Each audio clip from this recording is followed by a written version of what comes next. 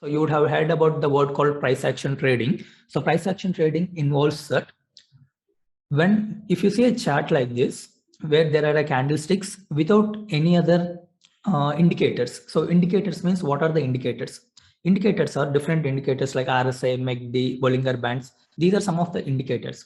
But without any indicators, if you're just seeing the chart, so this one along with the candlesticks. So these are called Japanese candlesticks, and like the green one generally represents the bullishness and the red ones generally indicates the bearishness. So the price will be going up and coming down and going up, coming down. So it will just the information that we're giving. So whatever happens in the market, just understand that there are only two persons like managing it. One is like the buyers and the sellers. So buyers and sellers sentiment can be directly observed from this particular chart itself. Now it will be just the raw price momentum, and we don't use any kind of indicators in explaining the price action. So this is called price action. Whatever is the chart is there and the price is there, we will just analyze that particular thing and project what might happen in future. And that thing we'll use the past history to predict the future price direction. And finally, it will keep the trading as simple as possible without any clutter. If you want to just see the example, you can see this particular thing. So this is a chart of ITC. So this is an ITC chart without any indicators or without any analysis.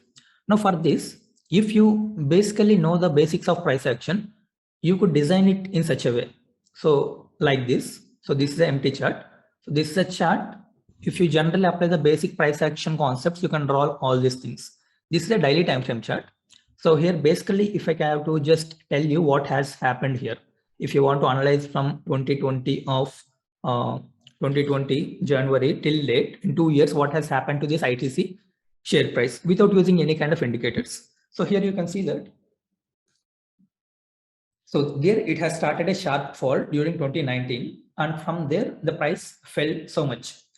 And then wherever there is a sharp fall, wherever you see that V-shaped fall on the top side, we'll call it as a supply zone. So supply zone will be called a place where there is a sudden fall in the price and which almost looks like a V-shaped fall. So from here the price has fallen, and see this, like wherever again the price recovered and then falling. So that one you need to consider as a supply zones.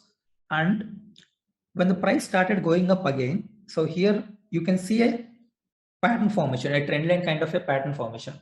So here you can see that this generally is called a trend line that so trend line means which connects two swing lows or two swing highs. So this is called swing lows. So minimum two swing lows, if it connects, we can draw a trend line, and that price is getting support at that particular trend line. And it's not required that each and every swing low has to touch the trend line. It's completely okay even if it does not touch the trend line. Now what you need to observe over here is this level price got resistance one time, and again when the price reached, it again got resistance. Again it got resistance at this particular place.